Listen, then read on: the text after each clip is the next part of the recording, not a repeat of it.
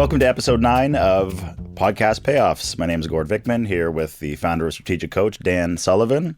Dan, having a good day? Yeah, this is a great day, and we're just coming off a previous podcast where we got to the end of it, and Gord, you reminded us that we didn't follow any of our strategies for actually doing the last one.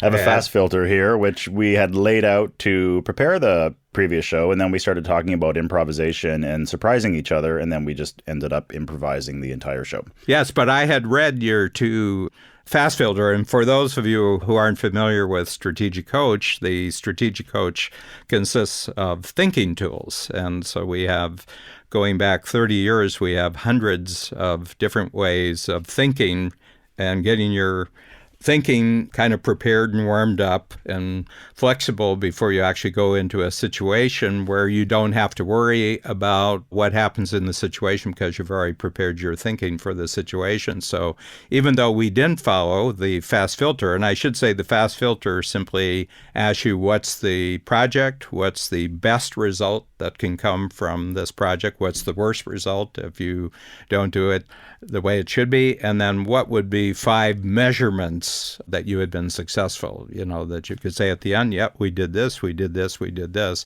This is one of my 2 or 3 go-to thinking processes before I go into a podcast, before I go into a video, before I do a new workshop, before I have any kind of meeting. I always go through, what's the project here, because my life is just created out of projects. And then what's the best possible result? And I visualize it. It's like I'm rehearsing what the best possible result, and what's the worst possible result that I don't want to go anywhere near. And then, what are my benchmarks? What are my measuring sticks for we really did a good job at the end of it? I would say that last podcast series, it actually was above what I was expecting because we got on a new idea and we just developed the new idea as good improv partners back and forth between it. Just fun to say yes and see where it goes. And further to the impact filter, if you are, as Dan mentioned, new to Strategic Coach and you're curious about the impact filter, or you want to get a copy of the ebook, The Extraordinary Impact Filter, just head on over to strategiccoach.com, click store, and you can get your copy of the ebook or the hard copy. It's available for you to have. And if you get that, there's also a 2-hour audio and there's a 45-minute video, and then a scorecard of the right kind of mindsets that you have to take maximum advantage of the impact filter. Well, that's a great segue into this episode of Podcast Payoffs, because one of the things that comes up a lot when we do webinars, Ask Dan webinars, and the questions that come in through the podcast website is the subject of habits. The subject of habits is really exploding lately. You can go to any of the, quote unquote, self-help sections of any bookstore or online. There seems to be a limitless amount of guides to creating better habits and getting rid of bad habits, getting more good habits, and setting everything up. And people want to know about your habits, Dan. So I was thinking to link this back to podcast, The Winning Habits in the New Media Age. So Strategic Coach very recently just eclipsed the 30th year. And things are a lot different now in terms of how you're marketing Strategic Coach in the age of new media as opposed to how it used to be. So what was it like when you started? How were you getting the word out to let people know that you were now going to be doing workshop coaching as opposed to one-on-one? Because you were essentially starting from scratch. You were a one-on-one coach. You wanted to build a workshop model. So you can stand on a balcony and scream it from a rooftop if you'd like, but you're not going to get the people's ears that you're actually looking for. So how did you go about building that? Well, first of all, I had about 40 clients who were one-on-one clients, and I had, habituated them, since we're using the word I had habituated them to doing annual plans. So it would be based on today's date a year from now, and what are the results that you're going to have, and then punctuating the year with 90-day action, decision-making, achievement. And then if you did 4 good quarters where you took apart the 1-year goal and then you gave yourself a chance just to focus on certain improvements every quarter, I would say if they were serious about it and they stuck with it, they usually came in at about 150% of what they thought they were going to achieve. And it was just a fact of deciding what was really important, deciding what time was really important, and then just staying focused. And I was the coach who kept them on track. I simplified it in terms of it wasn't 20 things, it was 5 things. It wasn't achieving everything. It was achieving things that a year from now, if this is achieved, it's a great year. And getting them real clear on what that would be, because it's not the type of thinking that people unaided will actually do inside their head. They have sort of bumper sticker goals, or they have T-shirt slogan goals. You know, I'm going to have a better relationship a year from now. And by the time they were finished with me, that was going to consist of 15 dates with their wife over the next 365 days. And the dates were in the calendar, and the dates were for this and this and this and this and this. And I said, yeah, you can have all the wishes and the slogans about a better relationship, but it actually shows up in terms of specific times when you're actually going to spend that. So I take what are just general thoughts and I break them down into very specific measurable targets where it's got a number attached to it or it's got an event attached to it. So there's clear-cut proof that you did it if you did it, and you didn't do it if you didn't do it. You know, so measurability is really part of what we do here at Coach. And I think that as far as 1989, when we started the program and we switched over, so I just targeted the individual clients that I'd had experience with over, let's say, the last 2-year period. And I said, now I'm going to go to a workshop setting. Some of the structures that we've developed one-on-one will be the foundation for that. And at about 40, I would say I had 15 right away. I had 15 right away. So I didn't start with nothing. I started with people. And then I started really working the referrals because they were doing it on faith that being in a group with other people was going to be as valuable as doing one-on-one coaching. And it was faith. I mean, they trusted in me and they had had good results. So they trusted me. And about another 15 out of the 40, so I got 15 out of the 40, and another 15 switched over within the first year. And there were real efficiencies to the workshop. You weren't spending 120 days on 30 people. You were clustering, what I call clustering, you know. One film goer in one theater watching one film is not really a good movie business. No. But if you have 500 in a theater and you have 500 theaters, then you got yourself a business. So the workshop was a clustering, scaling mechanism. So it was word of mouth, essentially. And it was word of mouth. And then I had been in advertising, so I knew how to write a good one-page description of something. So you did direct mail, and you also did landline communication. And the big difference between 1989 and where we are right now is that in 1989, if you phoned someone on a landline, there was a 50% chance that they would pick up the phone and you could talk to them. Well, that's gone by the wayside over 30 years. So you had to adapt to the fact that there were lots of obstacles between. But still today, I mean, what's absolutely true is that nobody writes a check for the cost of our workshop unless there's a personal relationship of some kind that actually trigger them. Now, that personal relationship could be someone they totally trust saying, I can guarantee you if you write a check and go and do 4 workshops, you won't regret it. And they have enough credibility. So you're always looking at what is the fastest, easiest, most impactful way to get a result that gets you the checks the fastest and keeps the checks rolling as fast. I mean, that's business is all about. And one habit that has really stood us well, that as far as who you're approaching as prospects in the marketplace, and I would say this, and we would talk about this in terms of the podcast, because the podcasts are really just a phenomenal breakthrough that wasn't even envisioned in 1989. I mean, it's a communication medium that I think snuck up and took the entire world by surprise. Nobody was talking about this medium. People were talking about, you know, things that kind of are like software that would come in bite-sized modular piece. And when the internet came along, so there were a lot of predictions. The iPhone was envisioned. Dick Tracy had. I think his watch had a calculator and a microphone to call his girlfriend. Not only that, but it had a screen. It actually had a little telephone screen, you know, and everything like that. So a lot of it was envisioned. But I think the podcast was so, people won't take this seriously. I mean, and you know this yourself because you were fully cognizant of the transfer from broadcasts audio to podcast audio, that I think this one snuck up on everybody. It did, and the first time they tried it, it didn't work. Because when podcasting first came out and people tried to co-opt the medium for business purposes, they were doing it all wrong. Here's what they thought. If it takes me 6 minutes to do a sales call and I can do 30 sales calls a day before I'm just totally zapped out and I want to go home and cry in the shower for a few hours, I'll just record one and I'll call it a podcast and I'll put it online, and then everyone will race to listen to it, and I will just sit back and the money will start pouring in. Well, it didn't work that way because people were using the medium wrong. And what we're doing here at Strategic Coach, and the podcasts that are done very well, the ones that people actually listen to and use to build brand awareness and brand loyalty, are just people providing value and giving insights and not asking for anything in return except for the time that you're investing to listen to it.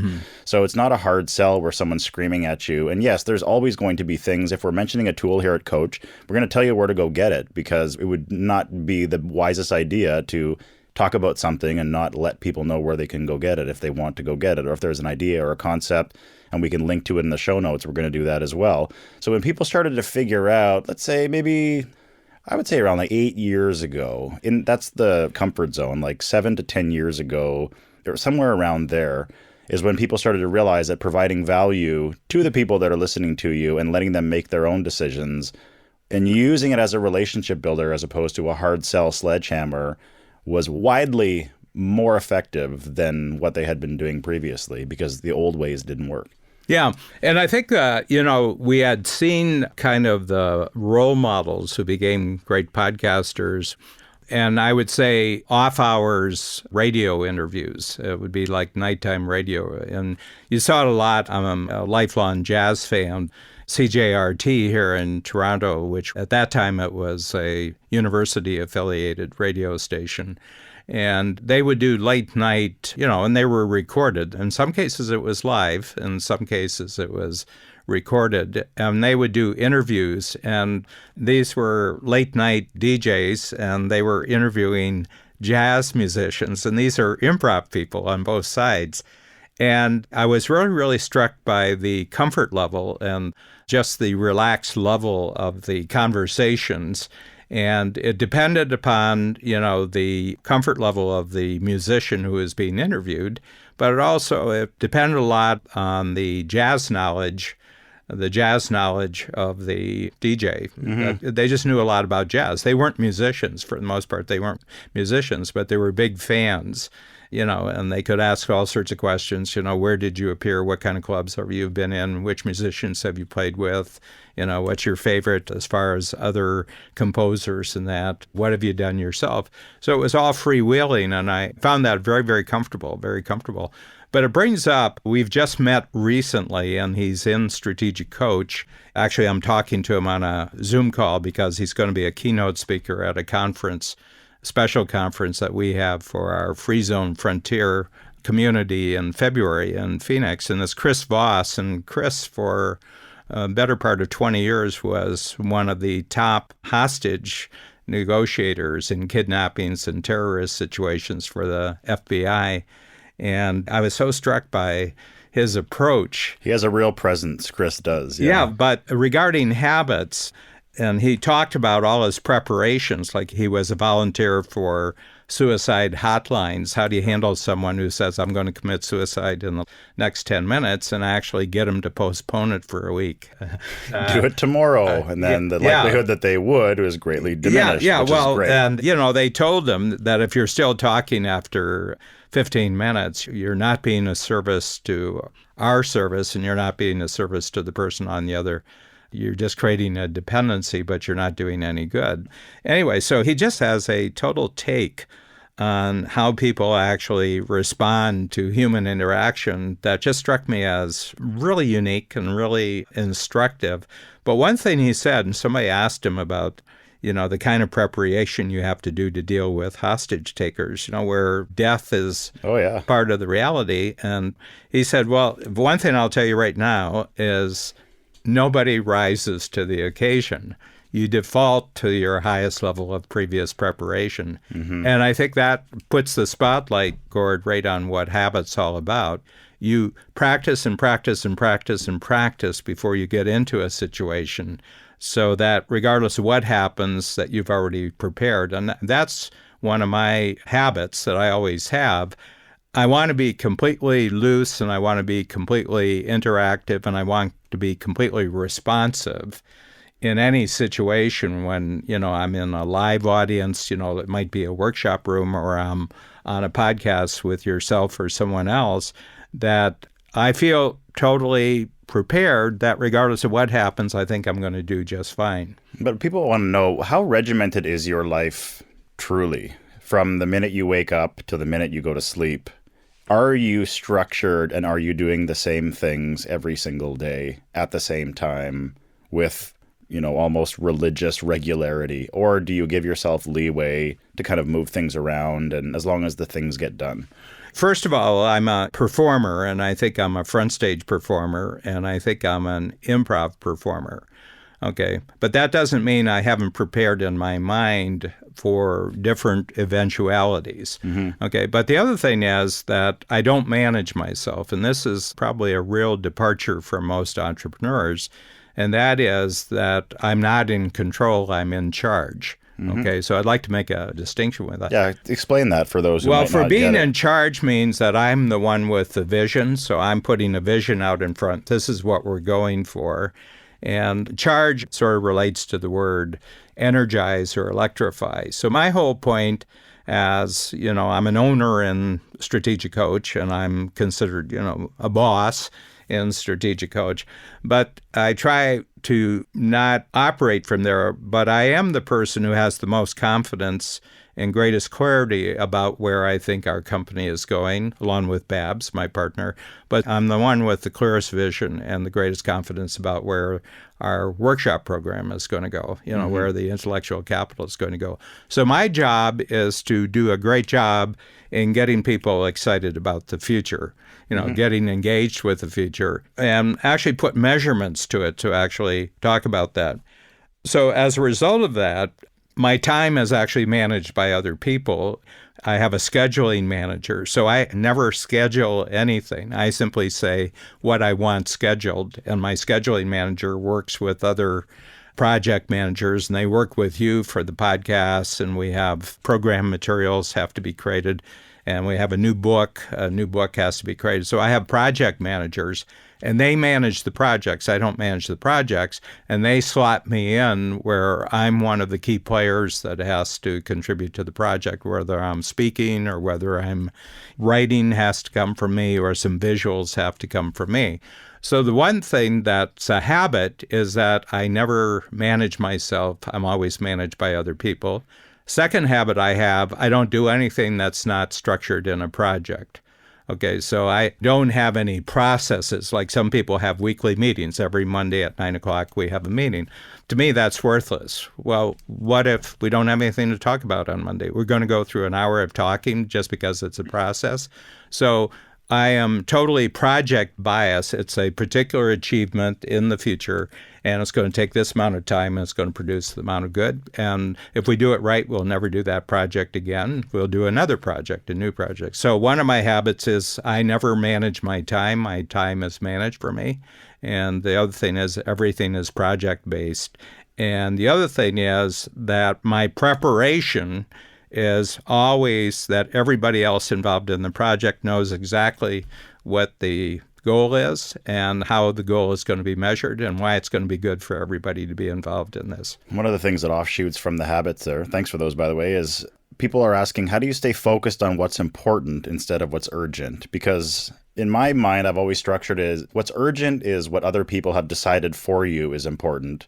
And what's important is what you have decided is important. So how do you stay focused on what is important and not the constant stream and barrage of people who are asking for your time and begging for this and that and the other thing, or want you to do something or participate in this? Is it just not having, you're in charge of that schedule, but you're not controlling the schedule? Is that how it works? First of all, because I have a scheduler and projects managers, they can't get to me. I said, it's worthless talking to me about this. Go and make a case to the person who's actually the manager. And then they'll come and they'll give me a series of requests that come in, and I'll say, yes, no, no. But they have to tell me in writing what this is about and what would be required for mine. So I've cut myself off from immediate contact from the world. I have a cell phone, but you don't have my cell phone number. I have an email address, but you don't have my email address. You can't phone me directly and talk to me, but you can talk to my scheduling manager, and my scheduling manager will consult me, and I say, yeah. And I never allow other people to phone me. I always phone them, and the reason being I'm always on time, and sometimes they're not. So my sense is that just because people want to connect with me doesn't really make me feel that I'm obligated to respond. I'll respond or I'll not respond, depending on what I do that. And I would say that about in the program, the entrepreneurs know that it's no use talking to Dan about anything directly, that it has to go through filters. And I've trained, over 30 years, I've trained everybody. They said, I can't just invite you out to lunch, can I? And I said, if you're on the list of people who can invite me to lunch, yeah, you can. But then you got to schedule with the manager to do this. You know this, Gord, because you were part of that industry, the entertainment industry. The entertainers don't manage their time. They don't manage their activities. No. Like sports is part of entertainment. The players don't manage anything. They play. So you got to make a decision between playing or managing the play, but you can't do both. And my feeling is I just want to play in certain types of activities that Babs and I have deemed to be the most important use of my time. I'm a coach. I can create new material for the workshops, and I'm a good performer on podcasts and videos and a very few live presentations throughout the year. And so that's it. So those are all my habits. And people say, aren't you overwhelmed by all the demands? And I said, well, I just don't get them. They're all filtered. I'm getting the sense that one of the themes here in terms of your habits, Dan, and this can be applied not only to successful entrepreneurs who are making gobs of cash, but even you as an entrepreneur, if you're just starting out, be less available. Be less available. And what does that say about social media, where people believe that being present on every single social media platform, constantly shrieking out to the world, getting involved in everybody's discussions and disputes, you're just saying, leave all that to the other people and you focus on what's important by being less available. Because that's something any entrepreneur, it doesn't matter if your company makes $10 a year or $10 billion a year, be less available. Is that I think, distilled? first of all, there's a sales job that the electronics people, everybody who's involved in electronics communication, has sold, that there's something immoral about not being available. Okay, well, that's not serving my purposes. That's serving their purposes, So when somebody tells me, anytime people use the word should. So, for example, I have a rule at home that if somebody knocks on my front door after about 6 o'clock at night, I don't answer it. And the reason is they're not knocking on the door for my benefit. They're knocking on the door for their benefit. That's right. So they said, well, that's not really very friendly. And I said, well, I wasn't looking to make a friend. So I got lots of friends. I said, but some stranger who knocks on my door after 6 o'clock at night is probably not a friend. They're not bringing you anything. They're not bringing me coming to take in. something. Not bringing in. I gave at the office. And everything. So I think that we're learning in this world where, theoretically, you can be virtually connected all the time to vast numbers of people, that you got to rely on common sense about this. For example, I'm in, about a 1.5 year experiment of not watching television at all. So except for the second half of 3 football games over the last 17 months, I haven't watched any television. And they say, not Netflix? And I said, I'll start that again. I haven't watched any television. And they said, well, what about Netflix on computer? I said, I don't like watching Netflix on my computer. And what I've noticed is that there's been some real impacts now, because I've been with it long enough to tell what the impacts are. And one of the things is, I'm not sensing any crises in the world. I'm not sensing any conflict. In my everyday world, I'm not sensing world conflict, world crisis, or anything. And I'm coming back to the notion that, except for the news media and the entertainment media, there would be no conflict and crises in the world, that this is all generated Of course it is. For them to actually get you emotionally engaged with something such that you would make a purchase of something. Or just click something in a fit of rage. If we get off the computer for a little while and we go out and talk to our friends and neighbors, you might notice that the world is a much more peaceful and harmonious place than a lot of people would have you believe. Yeah, well, I'm on the computer all the time, and I'm a big internet fan, but it's mostly written articles that I'm looking for because it's a wonderful medium if you're a reader, because they archive everything and they cross-relate everything. And if you approach it properly, like, Google just gets better. I've noticed from year to year that I can write a question and the answer I get from Google is more useful from one 12-month period to the other. So I don't have any pro or con attitude towards any technology. I said, does it fit in with my purpose? And that's a habit. I always ask my question, am I interested in this? And I said, well, is it interesting to what I'm trying to achieve? So I think you have to be more focused. And I love what you said there, that if you're not available, that means that the value of your time just went up. Through the roof. Yeah. Because it's the scarcity, right? All right, Dan, I can bring this home with a little anecdote. We were talking about Chris Voss wrote just an absolutely incredible book called Never Split the Difference. I've read it twice now. I consider myself very lucky to grab a few moments with Chris down at Joe Polish's Genius Network last year. So I was in the market for a new car right around the time that I was reading that book. And after having read just the first 3 chapters, I went into the negotiation and using the techniques and tips that Chris Voss had explained, which is, empathy and mirroring and whatnot. I was in discussions with this poor guy who had no idea what he was in for. And I just used what Chris had written in the first 3 chapters, and I watched as the gentleman talked himself down by about $5,000. So when I saw Chris down at Genius Network, I said, Chris, I think I owe you $5,000. And he said, why would you owe me $5,000? So I told him the story, and he goes, attaboy, and big high five. So if you have not heard of Chris Voss or the book Never Split the Difference, cannot recommend it enough. And and there's a lot of just, he trained for a very spectacularly difficult type of situation as a law enforcement FBI agent, the life and death situations. And he had to train himself to come across, as he said, a late night DJ, being soothing and reassuring the hostage taker and making the hostage taker feel safe and everything like that. The habits that he developed, he said, they didn't come naturally to me. He says, I had to learn these habits. And I think we live in a world where it's a brand new world. This world did not exist 50 years ago when, I was a teenager. So there's a lot of new skills, but there's some basic ones of, for the most part, don't manage yourself. Have other people manage you so that you can play 100% with your mind on the big goal. And then know that your role is actually inspiring other people to join you on a team to actually create very important, measurable projects. And the other thing is that everybody wants your time, so that must mean that your time is really valuable. So make it really scarce, that you have to really make me a great offer if you want any of my time and my attention. I think these are general rules. And I think certainly our podcasts, we're recognizing that it's a completely free choice for anybody to be a podcast listener. And therefore, our concern is that you giving us your time is going to be a valuable use of your time. Simplify to multiply. Thanks, Dan.